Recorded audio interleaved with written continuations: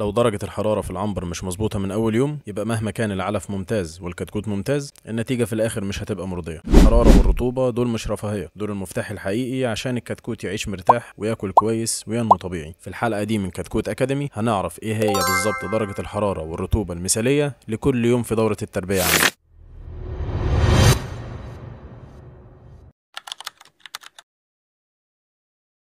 السلام عليكم ورحمة الله وبركاته. معاكم مهندس محمد الصاوي من قناة كتكوت أكاديمي. خلينا نتكلم عن أول 72 ساعة من عمر الكتكوت، واللي هي أخطر مرحلة في الدورة كلها. الحرارة هنا لازم تكون من 33 ل 34 درجة مئوية تحت مستوى الكتكوت. لو أقل من كده فالكتكوت هيتجمع تحت الدفاية وده معناه برد، ولو أعلى من كده هتلاقيه بعيد عنها فاتح منقاره بيحاول يتنفس وده معناه إنه حاسس بحرارة زيادة. يبقى اتفقنا هنا إن درجة الحرارة في أول يوم اللي هو يوم الاستقبال 34 درجة، وهتنزلها نص درجة بس كل يوم لحد ما توصل لليوم الثالث اللي هو هيبقى 33 درجة مئوية.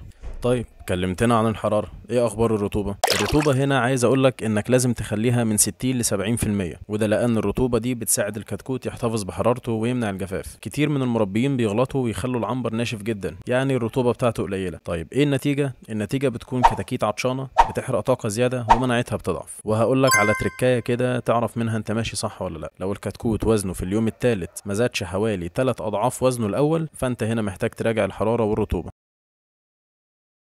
خلينا نتكلم من اليوم الرابع لحد الاسبوع الثاني.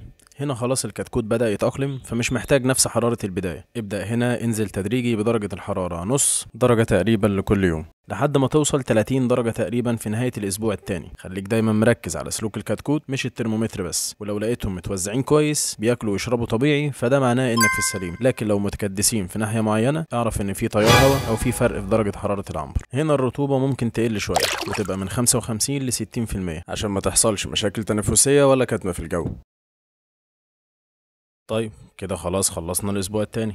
نبدأ بقى من الأسبوع الثالث ولحد نهاية الدورة. هنا الكتكوت خلاص بقى شبه فرخة وجسمه بيسخن بسرعة. خلي بالك الكتكوت أو الفرخة في العمر ده بيبقى بركان ماشي على الأرض، فبنحتاج نفتح تهوية أكتر ونخلي الحرارة من 26 درجة ل 28 درجة، وفي الأيام الأخيرة ممكن نوصل ل 24 درجة كمان. لكن خليك فاكر كويس جدا إن التغيير في الحرارة يكون تدريجي جدا، ما ينفعش تنزل فجأة. وعشان تفهم النقطة دي هديلك مثال. لو خفضت درجة الحرارة بسرعة الكتكوت هيستهلك أكتر من العلف بس عشان يسخن نفسه، وده معناه إن هيحصل فاقد في التحويل الغذائي أو FCR، وهو معامل التحويل الغذائي. ولو عايز تعرف ايه هو او بتسأل نفسك ايه هو FCR، فده عبارة عن الكمية اللي اكلها الكتكوت من العلف على وزنه، والرقم المثالي هنا بيكون من 1 ل 2 ل 1.3. طيب كلمتنا عن الحرارة، قول لنا بقى الرطوبة هنا نظامها ايه؟ الرطوبة هنا عايزك تنزلها تبقى فرنج من 50 ل 55%، بس خلي بالك علشان لو نزلت اكتر من كده الفرشة هتنشف والكتاكيت هتتعب، ولو زادت الريش هيتبل، والرطوبة العالية دي بتساعد على نمو البكتيريا والفطريات. لو وصلت لحد هنا واستفدت من اللي فات فما تنساش تدوس لايك واشتراك علشان تستفيد من الحلقات الجاية ان شاء الله.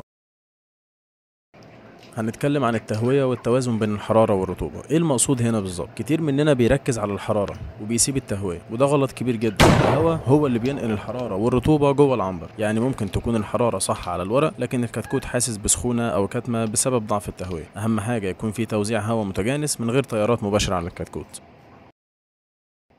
طيب هو مفيش اي علامات بصريه كده تقول لنا عليها نعرف ان احنا ماشيين صح ولا غلط؟ تعالى هقولك على كام علامه تاخد بالك منها كويس جدا. الكتكوت اللي مرتاح هتلاقيه منتشر بالتساوي في العنبر، مش هتلاقي في مكان متكدس ومكان تاني فاضي. طيب لحد كده فهمت. لو بردان هتلاقيه متكدس تحت الدفايه، لو حران هتلاقيه بعيد عنها وبيفتح منقاره، لو الرطوبه قليله هتشوف غبار كتير في الجو بسبب الجفاف، ولو الرطوبه عاليه هتشم ريحه كتمه او هتلاقي الفرشه مبلوله. يعني ببساطه المربي الشاطر مش بيستنى الترمومتر يقول، هو بيقرا الكتكوت بعينه.